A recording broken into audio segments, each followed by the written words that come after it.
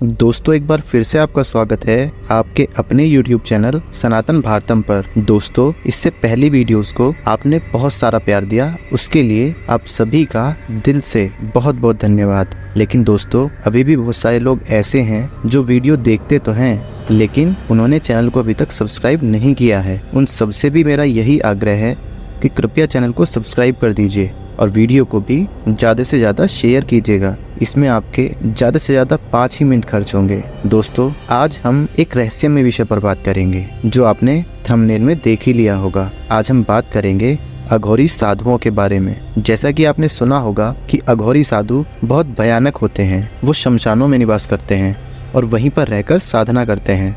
और तो और वो इंसानों का कच्चा मांस तक खा जाते हैं। क्या ये सब सच है? तो इस वीडियो में हम इसी विषय पर बात करेंगे। तो आइए दोस्तों, शुरू करते हैं। दोस्तों, कुछ शब्द ऐसे होते हैं जो कानों में पड़ते ही एक ऐसी छवि को जहन में पेश करते हैं जिन्हें समझना थोड़ा मुश्किल हो जाता है, लेकिन ये आकर्षित करते हैं। अघोर या अघोरी, ये शब्द कुछ ऐसे ही हैं। अघोरी शब्द का संस्कृत में अर्थ है उजाले की ओर। वहीं अघोर का मतलब है प्लस घोर, यानी जो कि घोर नहीं हो और जो सरल हो। हालांकि इनका स्वरूप वास्तव में बहुत डरावना होता है, लेकिन अध्यात्म की भाषा में अघोर बनने की पहली प्रक्रिया मन से घृणा को निकालना होती है। मूलतः अघोरी शमशान जैसी जगहों पर सहजता से रहते हैं और तंत्र क्रियाएं सीखते हैं। सामान्यतः समाज जिन चीजों से घृणा करता है, अघोरी उन्हें अपनाते हैं। अघोरियों को कुछ लोग ओघड़ भी कहते हैं। अघोरियों को डरावना या खतरनाक साधु माना जाता है, लेकिन जैसा कि मैंने आपको बताया कि घोर का अर्थ होता है जो घोर नहीं हो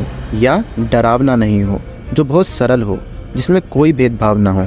कहते हैं कि सरल होना बहुत ही कठिन कार्य है। सरल बनने के लिए ही अघोरी कठिन रास्ता अपनाते हैं। साधना पूर्ण होने के बाद ये अघोरी हमेशा हमेशा के लिए हिमालय चले जाते हैं। लोग शमशान, लाश, मुर्दे के मांस व कफन आदि से घृणा करते हैं, लेकिन अघोरी इन्हें अपनाते हैं। अघोर विद्या व्यक्ति को ऐसा बनाती है जिसमें वह अपने पराये का भाव भूलकर हर व्यक्ति को समान रूप से चाहता है, उसके भले के लिए अपनी विद्या का प्रयोग करता है। अघोर विद्या सबसे कठिन लेकिन तत्काल फलित होने वाली विद्या है। साधना से पूर्व मोह माया का त्याग जरूरी होता है। मूलतः अघोरी उसे कहते हैं जिसके भीतर से अच्छे बुरे, सुगंध दुर्गंध, प्रेम नफरत, ईर्ष्या मोह, ये सब भाव मिट चुके हों। सभी तरह के वैराग्य को प्राप्त करने के लिए ये साधु शमशान में कुछ दिन गुजारने के बाद पुनः हिमालय या जंगल चले जाते हैं। अघोरी खाने पीने में किसी तरह का कोई परहेज नहीं करते। रोटी मिलेगी तो रोटी खाएंगे, खीर मिलेगी तो खीर खाएंगे, बकरा मिलेगा तो बकरा खाएंगे और मानव का शव मिलेगा तो उससे भी परहेज नहीं करेंगे। यहाँ तक तो ठीक है, लेकिन अघोरी सड़ते हुए पशुओं का मांस भी बिना किसी हिचकिचाहट के खा लेते हैं। लेकिन अघोरी गाय का मांस नहीं खाते। वे इसको खाना अपवित्र मानते हैं क्योंकि गाय उनके लिए पवित्र है। अब हम बात करेंगे कि अघोरी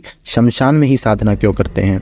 तो दोस्तों, घोर पंथ में शमशान साधना का एक विशेष महत्व है। अघोरी जीवन और मृत्यु के रहस्यों को जानना चाहते हैं।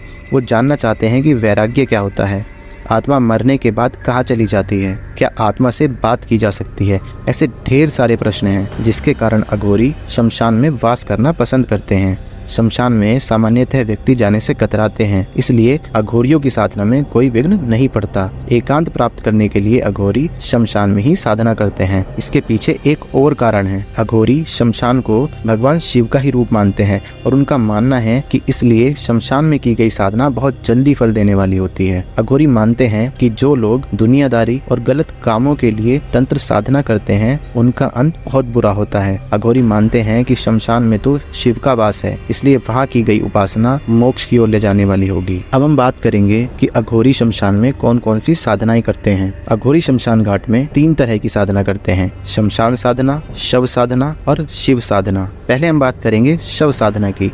मान्यता है कि इस साधना को करने के बाद मुर्दा बोल उठता है। जी हाँ, इस साधना को करने के बाद मुर्दा बोल उठता है और आपकी इच्छाएं पूरी करता है। शिव साधना में शव के ऊपर पैर रखकर खड़े रहकर साधना की जाती है। बाकी सभी तरीके शव साधना की तरह होते हैं। इस साधना का मूल शिव की छाती पर पार्वती द्वारा रखा हुआ पांव है। ऐसी साधनाओं में मुर्दे को प्रसाद के रूप में मांस और मदिरा चढ़ाया जाता है। शिव साधना के अतिरिक्त तीसरी साधना होती है शमशान साधना, जिसमें आम परिवारजनों को भी शामिल किया जा सकता है। इस साधना में मुर्दे की जगह शव पीठ की पूजा की जाती है, उस पर गंगा जल चढ़ाया जाता है। यहाँ प्रसाद के रूप में भी मांस मदिरा की जगह मावा चढ़ाया जाता है। अब हम जानेंगे कि शमशान में रहते हुए भूत पिशाचों और बुरी आत्माओं से बचने के लिए अघोरी क्या करते हैं। तो दोस्तों, अघोरियों के पास भूतों से बचने के लिए एक खास मंत्र होता है। साधना से पहले अघोरी अगरबत्ती धूप लगाकर दीपदान करते हैं और फिर उस मंत्र को जपते हुए वह चिता के चारों ओर लकीर खींच देते हैं। फिर तुतुई बजाना शुरू कर देते हैं और साधना शुरू हो जाती है। ऐसा करके अघोरी अन्य प्रेत पिशाचों को, चिता की आत्मा और खुद को अपनी साधना में विघ्न डालने से रोकते हैं। दोस्तों, जैसा कि माना जाता है कि अघोरी साधु जिद्दी और गुस्सैल होते हैं, हम उस पर बात करेंगे। आमतौर पर अघोरी साधु गुस्सैल और जिद्दी दिखाई देते हैं और इन्हें देखकर लगता है कि यदि इनसे कोई बात करेंगे और इन्हें कुछ बुरा लग गया तो ये भड़क उठेंगे या गालियां देते हुए श्राप दे देंगे। हमें जान लेना चाहिए कि अघोरी साधु अच्छे बुरे की सीमा से ऊपर उठ चुके होते हैं। ये बहुत सरल होते हैं और उनका हृदय शीतल होता है। दोस्तों, अब हम अघोरियों की वेशभूषा के बारे में बात करेंगे। कफन के काले वस्त्रों में लिपटे अघोरी बाबा के गले में धातु की बनी नरमुंड की माला लटकी होती है। नरमुंड न हो तो वे एक प्रतीक के रूप में उसी तरह की माला पहनते हैं। हाथ में चिमटा, कमंडल, कान में कुंडल, कमर में कमरबंद और पूरे शरीर पर राख मल कर रखते हैं। ये साधु अपने गले में काली ऊन का एक जनेऊ रखते हैं जिसे सिले कहते हैं। गले में एक सींग की नादी रखते हैं। इन दोनों को सिंगी सेली कहते हैं। अब हम बात करेंगे कि अघोर पंथ के तांत्रिकों के लिए कौन कौन से तीर्थ स्थल हैं। तो दोस्तों, अघोर पंथ के लोग 4 स्थानों पर ही शमशान साधना करते हैं। 4 स्थानों के अलावा वे शक्तिपीठों, बगुलामुखी, काली और भैरव के मुख्य स्थानों के पास शमशान में साधना करते हैं। अब हम इन 3 स्थानों के बारे में बात करेंगे।